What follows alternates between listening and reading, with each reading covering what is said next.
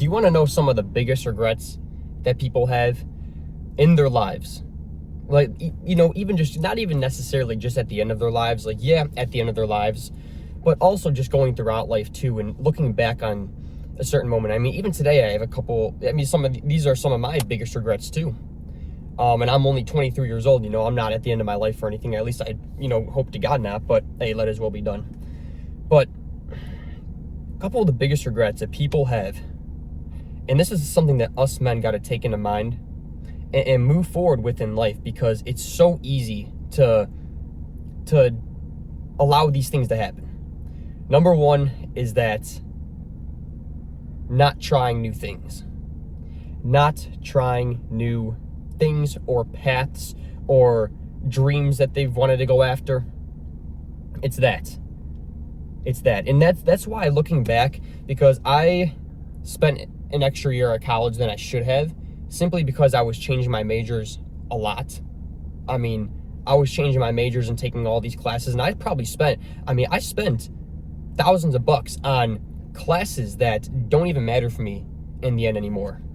And I can sit here and look back and say, you know what, I regret all that. But you know what? Surprisingly, I don't. In fact, as weird as it may sound, I might even regret not having taken a couple more different classes that I thought were interesting. Now, look, this isn't just to say that you should just go to a university and blow thousands of bucks on random classes. I'm talking about things that you're interested in, and obviously for a good price, being smart with your money too, of course, being smart with what you spend it on. If I'm going to take a class I'm interested in, but I'm not certain if it's going to really uphold me in the future or matter for my future, I'm going to spend the least amount of money possible on it just so I can experiment and see. And that was the thing, is even though I spent thousands of dollars on these classes, it's not as much as if I were to go to some other university around my area. I'm going to one of the least expensive in my area. So if anything, even though I spent thousands of bucks, it was actually a fairly decent price. Of course, I probably could have found them for less. But bottom line is that I actually don't regret taking those classes, even though they don't matter to me anymore. You want to know why? Because if I had never taken some of these classes, like landscape architecture or biology or like plant biology, right? Chemistry, like teaching classes, stuff like that, right? If I had never taken any of those classes, I would go my whole life wondering, should I have gone this way? Or would it have been smart to gone this way? Now look, hey, in the end, God's going to fulfill his plan for my life either way. But at the same time, it's nice just to kind of have an answer, right? And see that, hey, this actually didn't end up being for me. I was really interested in it. I was really curious. And I tried it, man. I tried taking those classes, seeing what it was all about, seeing what the jobs would be like too. And in the end, even though I thought I was interested in it and I had a passion for it, in the end, I realized that they actually just weren't for me, and it's not really what I expected, And that's the thing, man, is just trying all these new things. Like, if you have interests or passions or dreams, you got to try them out, man. And there's going to be a lot of people that try to beat you down or look down on you. Oh, you shouldn't do that. That's not a smart way to go. It doesn't make enough. It won't support you. It's actually, it makes a lot of money, but remember, it's a lot of stress. There's a lot of stress to it. You're going to be stressed out. You're going to be overworked. It's like, dude, people are going to find an excuse as to everything. You could give them the best job ever in front of their face, and there's going to be those people that say like, oh yeah, that's great, and then there's going to be those people that say, oh no, this is stressful. You could give someone the worst job in front of their face, and then there's going to be the people with the positive attitude that say, yeah, you could actually find this, and this is good about it, and this is good, right? And then there's going to be those people that rip on it. So whether you give someone, like, you can have groups of people, right? And you give them the best job ever, and then you give another group the worst job ever. There's going to be those people in each group that, of course, will love the best job ever and will hate the worst job ever. But then there's going to be those people that will find a reason to hate the best job ever because they have a bad attitude. And then there's going to be some people that find a reason to love the worst job ever because they got a good attitude. So be careful, man, about what you hear from people, because there's people with good attitude that will find the good in anything, even if it's not that good. And then there's going to be people that find the bad in everything, even if it's the best offer out there. So when you hear people say like, oh, try to feed into your fear of you shouldn't try this because, or you shouldn't go after this because, it's like, dude, if you feel that God put something on your heart or put something in your mind or in your spirit whether it be an interest or a passion or just something that you feel like, hey, I don't really love it that much, but I feel like I need to do this, you know? And you're going to have the people that are going to say, don't do this because, or it's not worth it. It's not going to help you. It's not going to pay enough. It's going to stress you out. It's going to overwork. Like, don't listen to other people's things, right? Because a lot of the people haven't even tried the things that you're interested in or the things that you want to go after in life. But yet they're trying to give you advice about it. Are you going to listen to those people, man? Are you going to take workout advice from a lazy person? Are you going to take money advice from someone who blows their money on clubs and you know, drugs and stuff every day? Respectfully, no. I'm not going to take advice from those people, you know? So, look, man, hey, you can sit here and listen to these other people and see what they have to say. At the end of the day, it is your life. They have no room to decide for you. And you could listen to what they have to say because some people might have valid points. But again, if you have an interest or a passion or a dream or just something that God has put in you that you feel like, hey, I know I need to try this out, just go after it and try it out, man. And yes, it may not work out. Yes, the chances of it working out may be slim to none, but at least you can look back and say, hey, I gave it my all, and this is what I found out. I found out that it's not for me. I found out that, you know, it wasn't going to work out. I found out that whatever, or in the end, you might actually find out, hey, this was for me. Hey, in the end, I'm glad I decided to just give it a shot and see what happened, because if I didn't, I would have never gone down this path. You know, the only way you'll ever know for sure is if you give it a shot. And you know what? There's some people that work jobs that are like crazy over, like teachers. They're overworked a lot. But a lot of them, you know, at least from what I hear, love it. They say it's worth it. Just brings them a lot of purpose and a lot of passion. And so they don't mind working the extra hours. So again, and they don't even get paid that well either. So yeah, long hours, low pay, yet they still find something right with it. Of course, there's going to be those teachers that don't like it, whatever, but, you know, then there's some teachers that do like it. They're like, hey, it's worth it. So even with all the negatives, they still find the positives, man, because it's their path. And then there are some people that are working these awesome jobs. I mean, 4-day work weeks or very little hours or whatever, you know, making a bunch of money. And of course, yeah, there are those people that are like, this job is awesome. Then there are those people that are like, this job sucks, man. even though they have all the greatest benefits in the world and they don't even have to work all that much. So again, be very careful who you decide to listen to on things, and be careful about listening to your own fear too, because your own fear might try to pull you away. No, don't try this because it costs a lot of money. Don't try this because, you know, it might not work out. Don't try this because of this. It's like, dude, the only way you're ever going to know is if you try it. Your fear doesn't know what's going to happen in the end. Other people don't know how this is going to turn out for you in the end. Again, you can hear advice, you can listen to it, and of course, play it smart. You know, don't just go blow all your money on a bunch of random garbage or whatever, or like a bunch of random stuff, or, you know, still be smart with how you're spending your money and your time. But yeah, play the game smart. But at the end of the day, like, just go and try it, man. Because if you don't try whatever it is that you feel like you need to try, whether it be, again, an interest, a passion, a dream, something that God's put on your heart, whatever it may be that you feel like you need to try in this life, if you don't try it, you're going to look back and say, I wish I tried it. Yes, I can never fail God's plan for my life. Yes, you know, God will ultimately allow my life to work out in the end. But at the same time, I still wish I'd given that a shot and given that a try. Like, you know, who knows? Like, I mean, it could have become like a big part of my life or something like that, you know, something like that. You're going to look back and just say like, hey, I wish I gave it a shot. I wish I would have known what would happen. And then that kind of regret could also keep you up at night or whatever and start like eating you alive if, you know, if you let it at the same time. But bottom line is that you won't have to worry about that regret if you just give it a shot right now, man. And again, this may be the thing that God's calling you to do. So are you going to back out of it because of fear or because of what other people say or whatnot, or because of what you think in your own mind? Or are you just going to give it a shot because at the end of the day, you don't know how it's going to work out until you actually give it a shot? So don't be the person that grows up and looks back regretting things because they didn't try it. And that's number one. And number two, one of the biggest regrets is not enjoying the beautiful time in this life, man. Like, a lot of us, man, we're constantly in our own heads. We're constantly overthinking the future, overthinking the past, overthinking everything, man. How is this going to work out? What's going to happen? And then, oh, my past, and what did I do wrong? And why did I screw up so much? And it's like, my dude.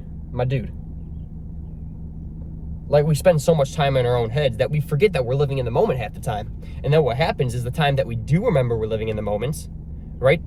We don't realize that we're in the midst of creating some great memories.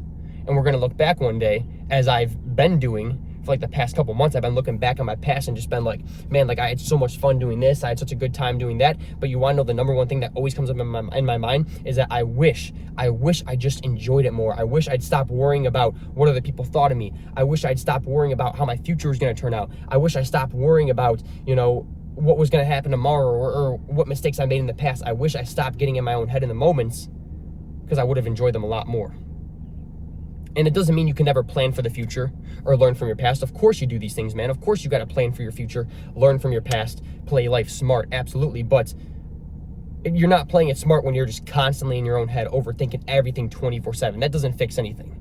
You know, it's one thing to plan out your future. It's another thing just to constantly worry about it for no reason, because worrying doesn't do anything. Even God's word says, you know, worrying does not add another hour to a man's life. It really doesn't, man. I mean, worrying doesn't even fix any problems or help any plan. Worrying doesn't even do any planning anyway.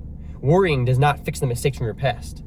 Taking action to learn from them and be better, that's what helps in the end. Taking action to actually plan out your future and like kind of do some research and start planning out some things, that's actually action. But when you're worrying about it, it doesn't do anything. It doesn't even progress you forward. It just pushes you back.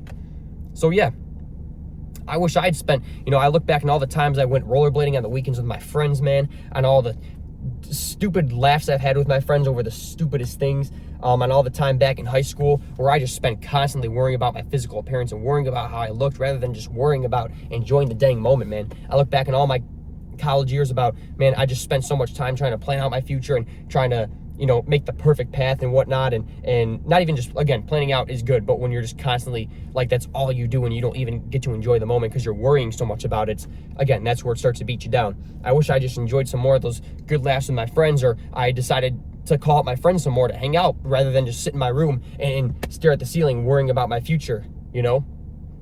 I wish I had just called up some more people and texted some more people and said like, hey, let's go out and have a good time. You know, I wish I'd spent some more time with the people I love and care about rather than spending more time with the demons in my own mind. Why would I spend time with the demons anyway? That makes no sense. You know, when all they're going to do is tear me apart. Why am I spending time with them? You know, fear, anger, regret, worry.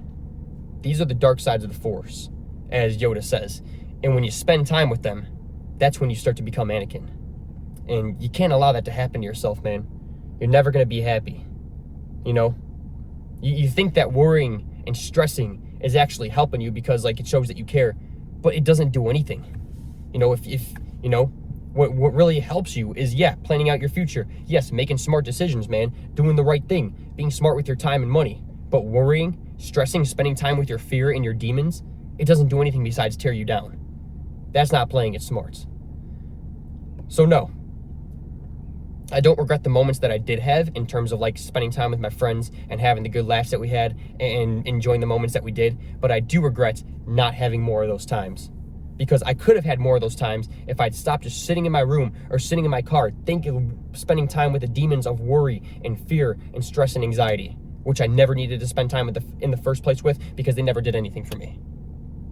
And yes, of course, us men, we're gonna have anxiety about our future. We're gonna be fearful. We're gonna be stressed, right? We're gonna have anxious times in our lives. These are normal parts of life. But when you willingly choose to spend time with those demons, and just engage with them, and put aside the people that are important to you, and put aside the tasks and the work that are actually important to you, and put aside God, and just willingly spend time with those demons, no, that's where you start missing out in life, and that's where you start looking back and regretting things later on.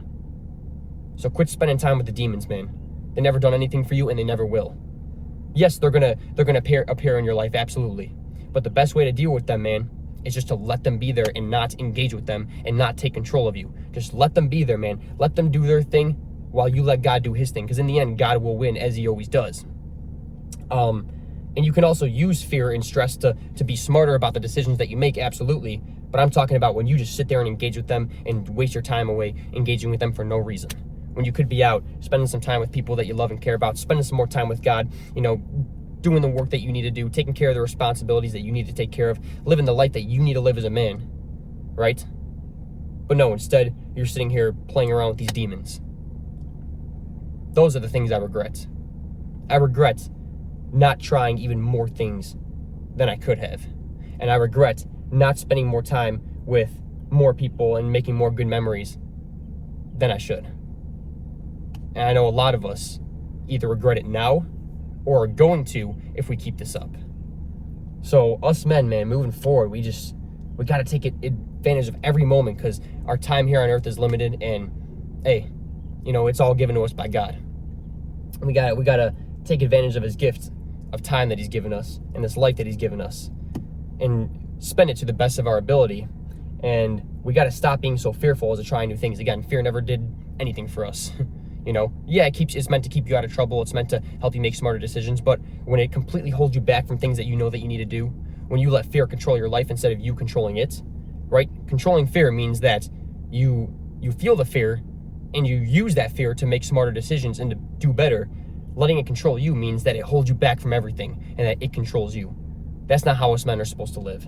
That's why God tells us, do not be afraid. So many times in the Bible, I can't even count. Do not be afraid, man. If you know God's put something on your heart, an interest, a passion, a dream, a need, whatever it may be, and you just feel that you need to go after it and you need to try it in this life, go after it and don't look back, man. The worst that could happen is you just find out that it was never meant for you, which actually is a good thing, because later on in life, you're going to look back and say, I'm glad I tried that. Otherwise, I'd be sitting here wondering if it was for me. We got to stop being afraid to try things, man, that we know that we should be trying. And we got to stop, letting the demons take over our time, and rather start letting God take over our time, man. Because at the end of the day, when you live life every moment to the best of your ability and you try out everything that you know that you need to try, you're going to have no regrets.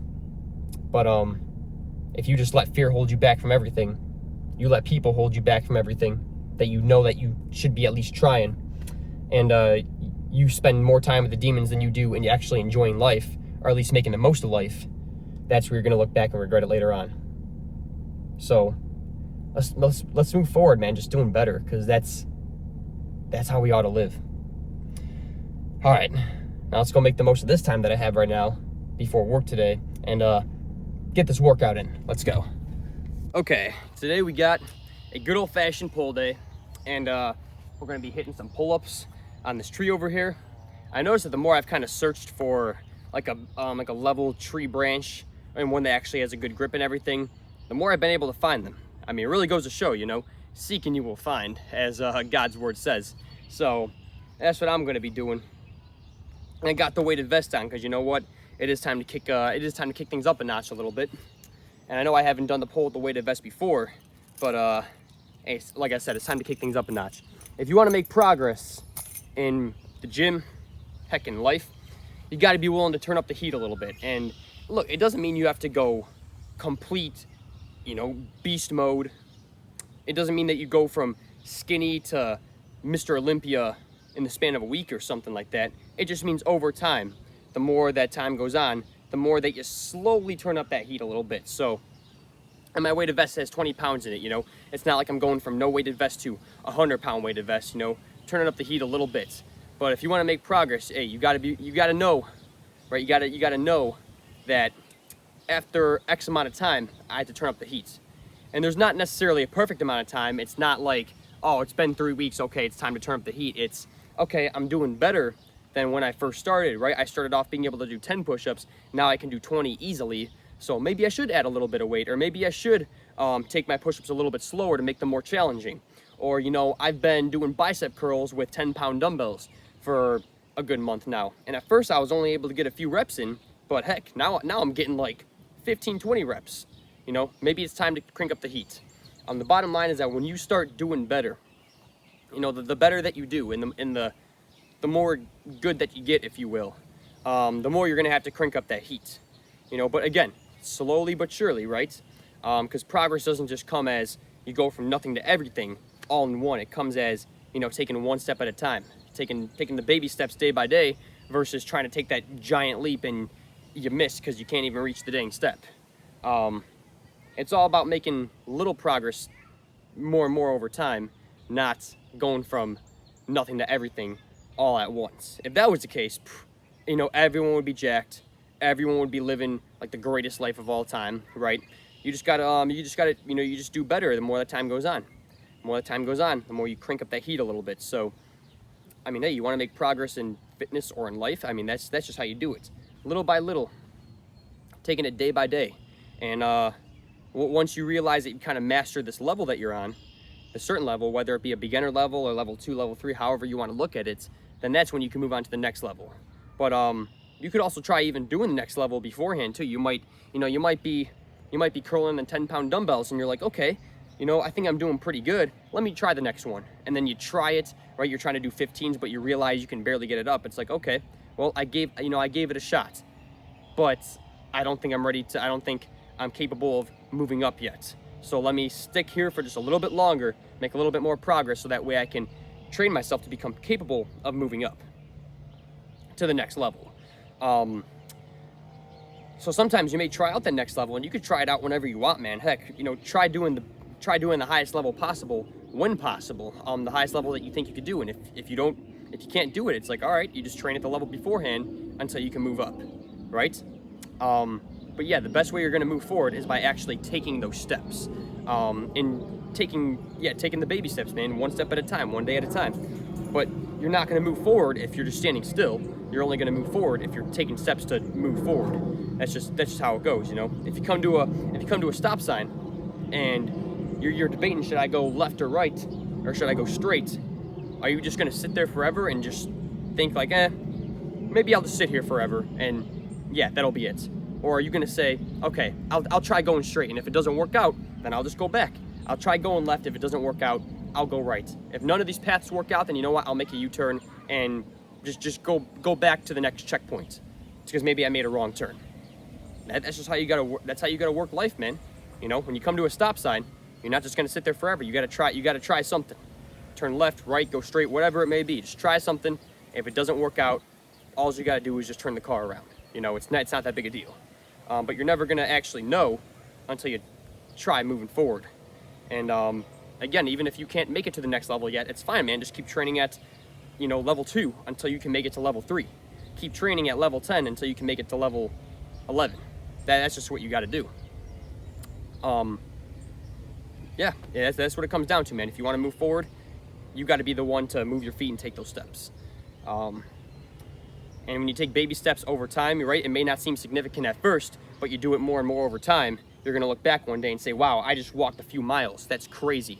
If you're in a plane, right, and it just takes a little 1-degree turn, but it doesn't seem significant at first. It doesn't seem like it would do anything.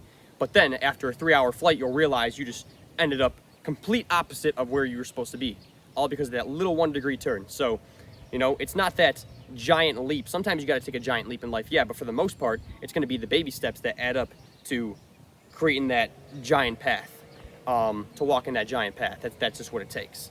So don't forget that. That's how you're going to move forward in fitness and in life in general. But on that note, let's get to this. I got to hit back and I got to hit biceps. So I'm going to start off with doing pull-ups that are going to hit back and lats really good, which are like the kind of underarm parts. And then after I hit back pretty good, I'll hit biceps, and also got to hit abs too. So that's going to be the pull day, is back, lats, biceps, abs. That's what we're doing. So let's go.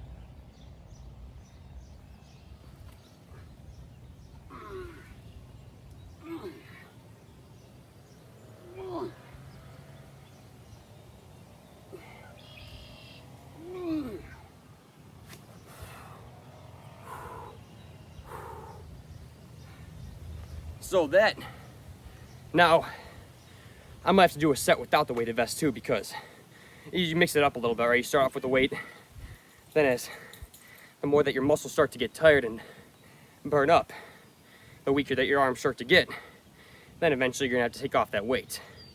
You know, so at least you got a little bit something to work with. That's what a set of back and lats would look like. It's usually the front grip pull-ups. You do different variations like inner grip, normal grip, wider grip, or as you can see, I did that kind of sideways grip where I was pulling myself this way and then this way. Doing that, like doing those different variations are gonna, they're gonna hit you real good. So I do a few of those variations. That's what hitting back is gonna be. Biceps will basically just be the reverse grip. That's gonna hit biceps really good. Inner grip and regular grip, that's gonna hit it really good. And then abs, I will do, well, the grass is wet, so I'm not gonna be laying in the grass and doing like, you know, bicycle kicks or anything. But I will be doing it from the tree where I'm doing leg ups and kicking my legs up. So that'll be what abs look like. So I'll show you a set of biceps and then a set of abs, and then I'll finish this thing up on my own. Some sets with the weighted vest, then when your arms start to get weak and flimsy, then take off the weight and just do it normally.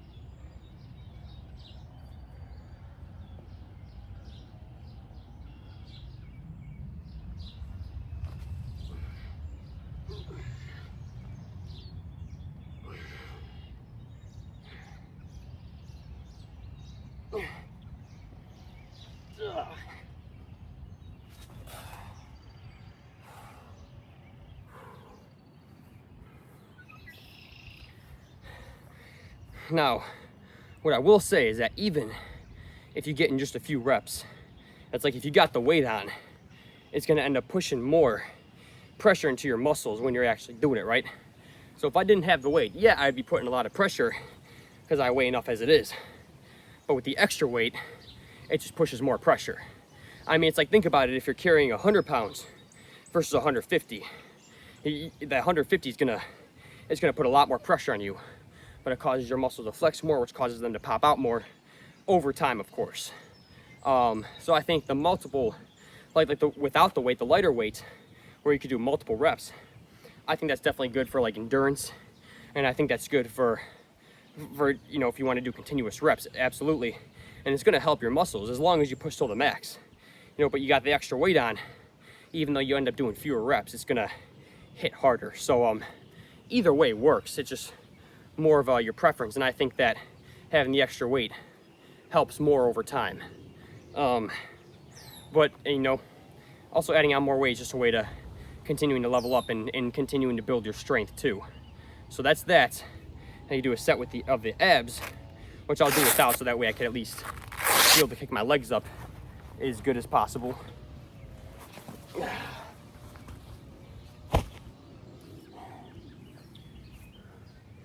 So do a set without the weight, of course, to hit abs. And then what I do is just keep repeating that, right? Hitting the back, hitting the biceps, hitting the abs, hitting the back, biceps, abs, just keep hitting them over and over until eventually my body's like, hey, yeah, you're done here, man, you know? But that's like what the workout looks like.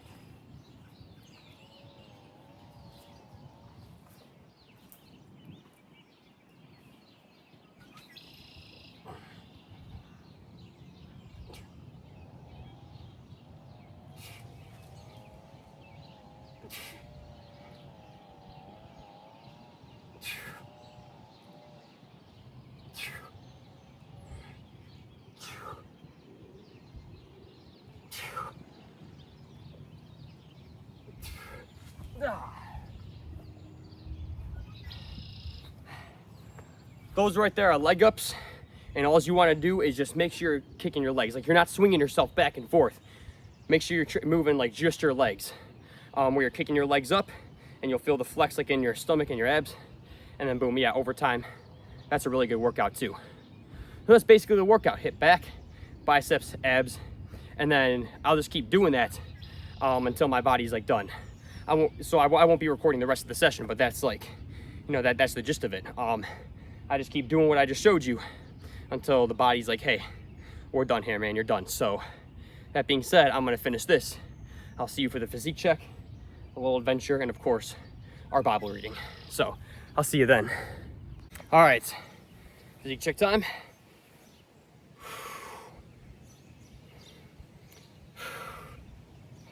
Not looking too bad. And I will say,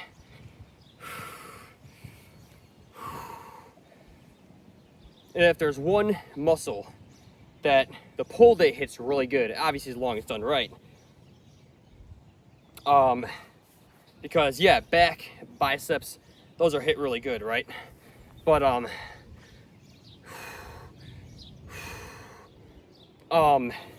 forearms.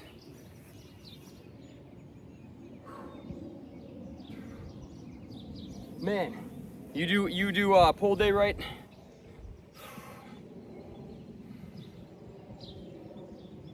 And I'm telling you, man, it kills your forearms, but in like the greatest way possible. It hits really good, but your forearms are gonna feel like tense and stiff.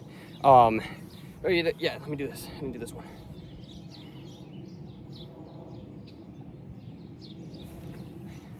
See.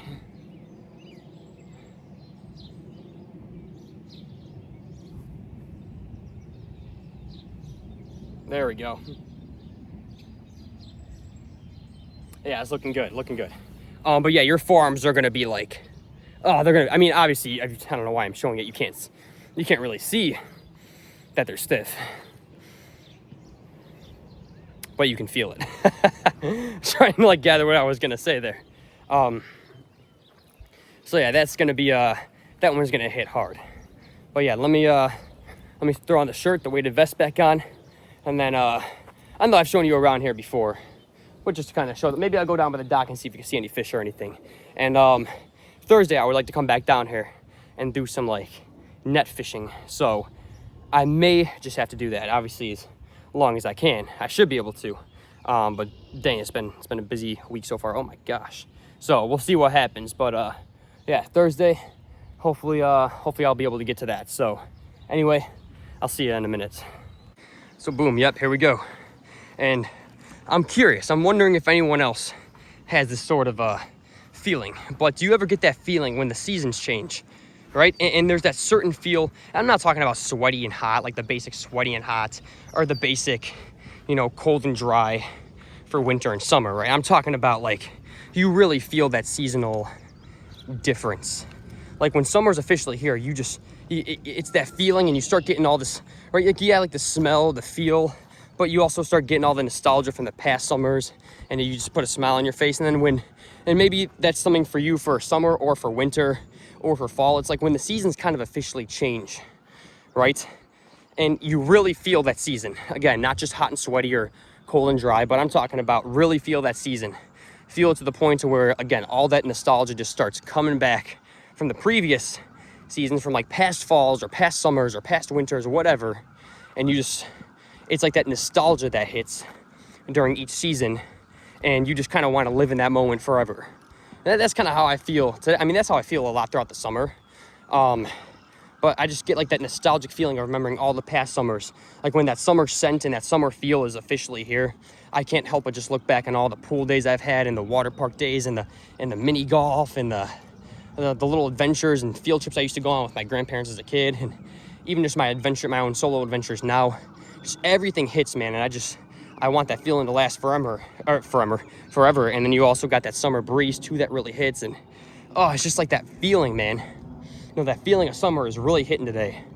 Some days it doesn't. And then when winter and fall and springtime also come around, there's those feelings of those seasons that really, really hit. And then there's also the days where it doesn't. But do you ever get those like seasonal feelings, if you will? Because I will say that's what I get. And I don't know what is up with this water, but it's looking like mighty green. I actually haven't seen it green like this before. I mean, unless it's somehow reflecting the grass, which could be because it looks a little bit less green when you look out here, but that could just be the reflection of the sky. But I mean, even in past summers, you know, I've never seen the water this green before. I don't know what it is, but yeah, this is the little dock. There's been a lot of times, oh, there's those baby ducks again, which we saw it like a couple weeks ago. If you remember that day we saw it. I believe I was like out here talking at like the sunset too. But there's been quite a few times where you just see these big old fishes swimming at the shore up here. And I'm like, oh, those would be so perfect to catch, man. Maybe they're carp, I'm not sure. But, oh yeah, they're cool. They're cool. And then of course you got this little, whatever this is over here. It looks like animals are trying to build something, or just a really weird shape of nature. What's up, little dude? Hate to break it to you, but I don't got any bread for you. He's like, really, dude? Their web feet are the greatest thing, man. Look at that. These ducks are so cool. Animals in general are just so cool. What's up, dude? I've never actually seen animals like want to get close to me before. That's kind of nutty. Usually when you start getting close to an animal, or it just starts kind of backing away from you like that.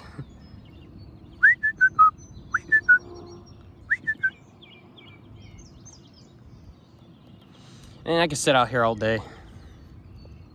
It's really weird, man, because when it comes to work and life in general, I had this love-hate relate. I mean, no, I don't hate life or work or anything. I mean, at least I try. I mean, there's some days and moments where I hate, yeah, I'm like, this blows. But I also know in the end it's for the best too. So, I mean, in the end, even though I think I hate it sometimes, I realize that it's all actually a blessing, so I can never really hate it. But there's so many moments, man, where I just want to stay in the kind of moment forever, right? I mean, I'm out here just like sitting out here. It's nice out. I want to sit here forever. And I want to just sit here and just enjoy this moment forever, right? And then I'll go to work, or I'll go to do like the workouts like I'm doing, or, you know, I'll go to spend some time with God or spend some time with family. Like I'll go to do whatever it is that I need to be doing during my day, during my life. And like in each of those moments, it's weird because it's like I want it to last forever, right? Because I always try my best to really enjoy every moment. And yeah, life's not perfect. There's days where I'm like, I can't wait till this is over. Okay. I'm talking about the overall, for the most part type of thing. You know, for the most part, I want certain moments to just last forever, man. But then, you know, I move on to the next moment and I'm like, oh, this is a beautiful moment. I want it to last forever. Then I'm on to the next moment. I'm like, oh, this is beautiful. I want it to last forever. So it's just like, I had this kind of love-hate relationship with moments in life, because a lot of times I just like, you know, I do my best to find the enjoyment in every moment, even when it's not that enjoyable. And I want a lot of it to last forever. But then, you know, when it's time to move on to the next thing, I'm like, oh, I'm going to miss that. But then I live the next thing and I'm like, I want this to last forever. So, you know, it's like I love it, but I hate that I love it so much, you know. That's the dangerous thing about having a good attitude, you know, or at least having the best that you can. And again, this doesn't mean that I'm happy all the time. There's been days where I've been angry or miserable or negative. There's been those days, man. I ain't going to sit here and lie to you.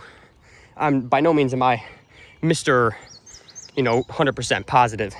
But what I am saying is that, especially lately, I've just been trying to do my best to really enjoy every moment. And then when I actually do really enjoy the moment, you know, never want it to end. And then I hate when it does end, but then I also love moving on to the next thing. You know, so I love it, but sometimes I hate loving it so much, especially certain moments and certain times. It's like that's the dangerous thing about, trying to have a better positive attitude, is that you start doing it and then you realize you're like, wow, like life actually is pretty darn great, even when it's not. And then you kind of never want to move on from it, even though that you need to. And then you kind of hate that you never want to move on for it because you know that you need to. But then you move on from it and you hate that you had to, but you also love that you're living like the new moment. It's, life is definitely a very interesting concept. But I'm grateful for it, man. Grateful as much as can be. And the days where I say I'm not grateful, or the days where I wake up and I'm ticked off, or I'm miserable, or I'm down in the dumps, I might think to myself that I'm not grateful. I might think to myself, this blows. But in the end, at the end of the day, I am grateful for it, because I know that even the worst moments are just meant to be teachers or strength builders in some way. That's how God made us men, man. So even the worst times build the greatest strength. So even the worst times are actually some of the greatest blessings. We just gotta remember that when our feelings are telling us otherwise. That's where the challenge comes in. Anyway, back to the car for a Bible reading. I'll see you then. All right, leaving off where we left off last time from yesterday, at Matthew 7:20. Right? Don't you see that nothing on this person? Yeah, 7:20. He went on, what comes out of a person is what defiles them. For what is from within, out of a person's heart, that evil thoughts come: sexual immorality, theft, murder, adultery, greed, malice, deceit, lewdness, envy, slander, arrogance, and folly. All these evils come from inside and defile a person. Jesus left that place and he went to the vicinity of Tyre. He entered a house and did not want anyone to know it. Yet he could not keep his presence secret. In fact, as soon as she heard about him, a woman whose little daughter was possessed by an impure spirit came and fell at his feet. The woman was a Greek, born in Syrian Phoenicia. She begged Jesus to drive the demon out of her daughter. First, let the children eat all they want, he told her, for it is not right to take the children's bread and toss it to the dogs. Lord, she replied, even the dogs under the table eat the children's crumbs. Then he told her for such a reply, you may go. The demon has left your daughter. She went home and found her child lying on the bed, and the demon gone. Then Jesus left the vicinity of Tyre and went through Sidon, down to the Sea of the Galilee and into the region of the Decapolis. There some people brought to him a man who was deaf and could hardly talk, and they begged Jesus to place his hand on him. After he took him aside, away from the crowd, Jesus put his fingers into the man's ears, then he spit and touched the man's tongue. He looked up to heaven with a deep sigh and said to him, Ephatha, which means be opened. At this, the man's ears were open, his tongue was loosened, and he began to speak plainly. Jesus commanded them not to tell anyone, but the more he did so, the more they kept talking about it. Way to obey him. People were overwhelmed with amazement. He had done everything well, they said. He even makes the deaf hear and the mute speak. Yep, that's how good Jesus is. That is how good Jesus is.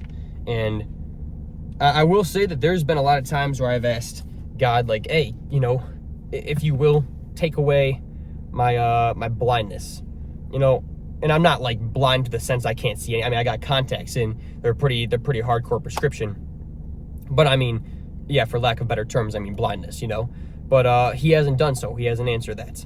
There's been times where I've asked him for things and he hasn't answered, man, and I don't know why, but I know that there's a reason. And you know what, God, you can answer none of my prayers, and I'm gonna trust in you, because I don't care. Like, I mean, yeah, like, it would be nice, but I don't care. Like, I love you for who you are. And that's the kind of faith us men ought to have, man. When you start having that kind of faith where it's like, dude, I don't care if God answers none of my prayers. I'm going to trust in him. I'm going to follow him. Then it's like, dude, nothing can ever take away, like, your joy in life. And even if you're not smiling or not happy, you still have the joy deep down inside, just knowing, like, dude, God's always there for me. God's always got me. Even though he hasn't answered my prayers, hey, just because he hasn't answered them now doesn't mean he never will. And even if he does never answer them, I know that there's a reason, because that's just how God works, man. He works in ways that even we can't. I mean, even Jesus says, you may not understand now what I'm doing, but someday you will. And that someday might not be for years. Like, I don't understand why God hasn't taken away my, my blindness and has made my vision clear. But whatever, It may not be till the very end of my life till I understand. It might not be till I see God face to face. where I understand, but you know what, man? Like, I just don't care. Because I love God that much. He's done nothing but good for me. He's done nothing but get me through the hard times and the storms. He's done nothing but forgive me and love me. Same with you, man. Same with you. He's done nothing but just love you and forgive you and help you, you know? So even if he doesn't answer your prayers, man, like, hey, try not to get too mad at him. You know, understand that he's got a reason for everything, and that's just how he works, man. That's just how he works. And we may not understand now why now, but someday we will, even if it's years from now. So much time to where we forgot that we prayed a certain prayer. But we also got to look at all the prayers that he has answered too, right? And, you know, give nothing but thanks to him. Because he has answered a lot of our prayers, a lot of which we may have forgotten that we even prayed. You know, so that's the thing, man, is like, hey, God loves us, God cares about us.